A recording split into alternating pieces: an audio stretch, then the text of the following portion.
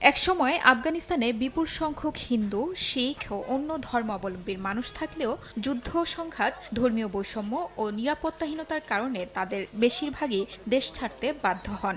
মার্কিন সেনা প্রত্যাহারের পর আবারও ক্ষমতায় তালেবান। স্থিতিশীলতা ফিরিয়ে আনতে বিভিন্ন দেশের সঙ্গে কূটনৈতিক তৎপরতাও চালিয়ে যাচ্ছে দেশটি। এবার আফগানিস্তান থেকে পালিয়ে যাওয়া হিন্দু ও শিখ সম্প্রদায়ের সদস্যদের দেশে ফিরিয়ে আনার আহ্বান জানান তালেবান সরকারের পররাষ্ট্রমন্ত্রী আমির খান মুত্তাকি। সম্প্রতি দিল্লি সফরের সময় প্রতিনিধি দলকে তিনি আশ্বাস দেন, দেশে ফিরলে তাদের পুরনো সম্পত্তি ও ব্যবসা পুনরুদ্ধারে সহায়তা করবে সরকার।